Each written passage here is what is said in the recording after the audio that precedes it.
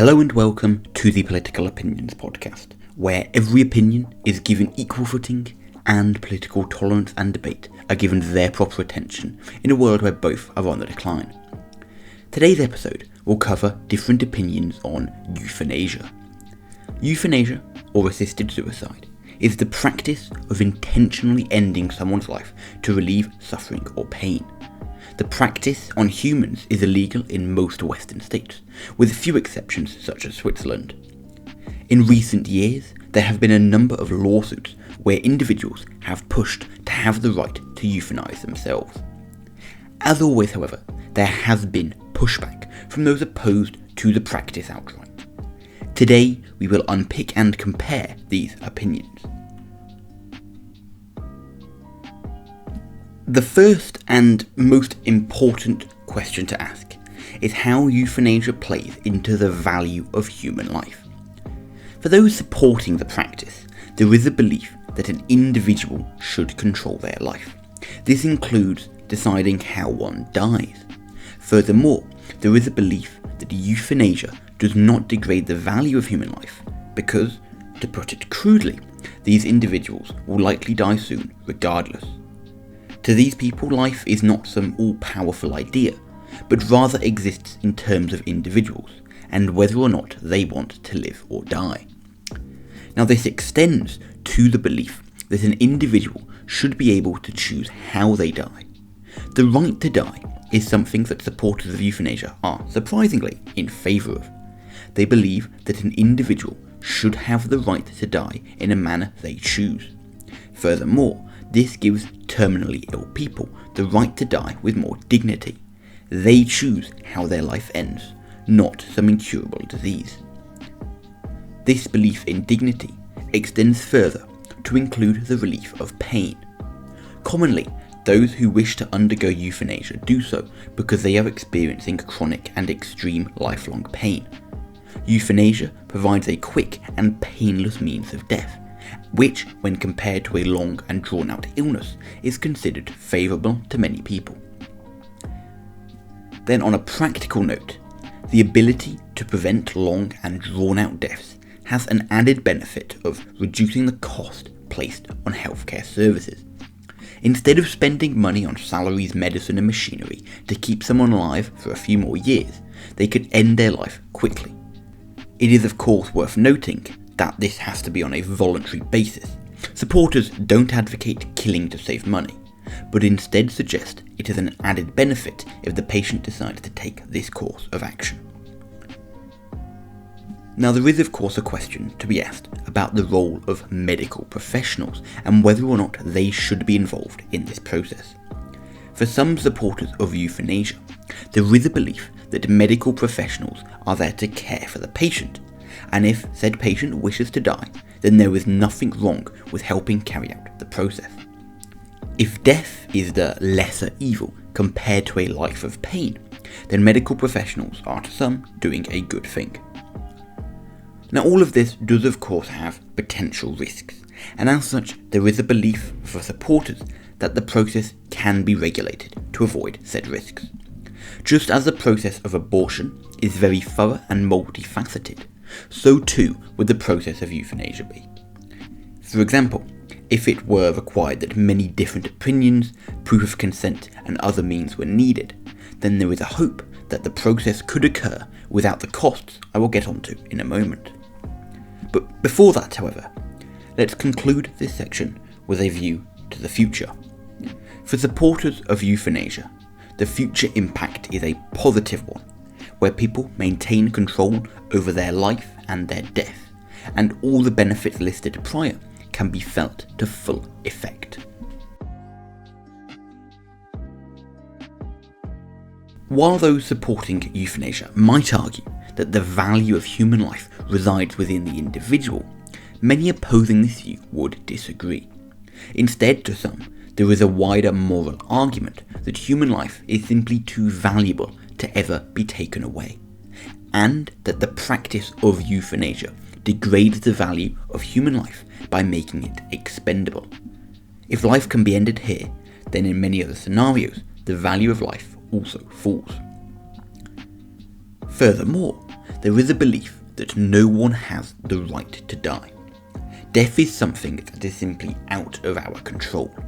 No one can truly choose how they die unless they commit suicide, and as such, these people should not have the right to take their own life. This also extends into a view that the state does in some way have a right to intervene on matters of death such as this. Then, to counter arguments such as that of pain, opponents of euthanasia may point to the amazing improvements in palliative care over the last few decades. Palliative care is essentially practices that remove pain for people suffering from it. We have reached a point now where almost all pain can be removed relatively well, and as such, the reasoning for people to commit euthanasia is not as valid. Furthermore, there is a risk that in cases where pain cannot be removed, pain may cause individuals to not think rationally about the situation and fail to consider the wider implications of what they want to do. Then, in response to arguments around cost, there is a belief that human life should never be weighed up against monetary value. It sets a dangerous precedent to equate cost to human life, and euthanasia is no exception. Moreover, there is a fear by some that euthanasia may be used in some way to contain the costs on health services by spending less on keeping people alive. Patients may be pressured into euthanasia as it is the cheaper option. Now, at this point again, it is worth considering the role of medical professionals. Firstly, the Hippocratic Oath requires doctors to work to save life and not take it.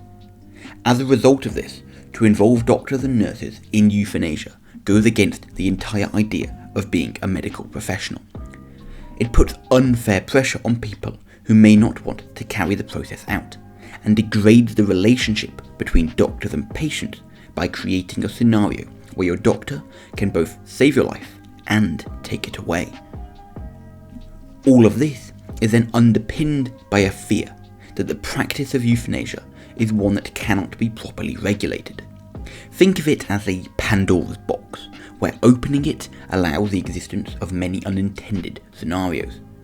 Be it underground operations and new companies set up entirely to make money on the practice. Some believe that having euthanasia means that over time the process will become perverted and unregulated. All of this, therefore, presents a slippery slope for the existence of euthanasia. What may once have been intended to provide a way out for pain and suffering becomes a means of pain and suffering. Be it the use of involuntary euthanasia to remove undesirable traits and genes, to people feeling pressured into it against their will. If we allow euthanasia to exist, then we must be prepared to face the myriad of dangers that it exposes.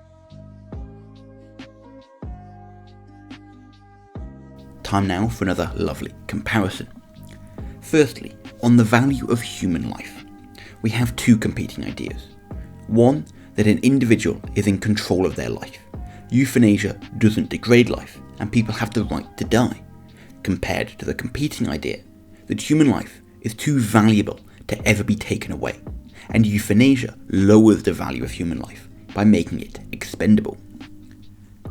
Then, on the right to die, we have one idea that people should have the right to die in a manner in which they choose.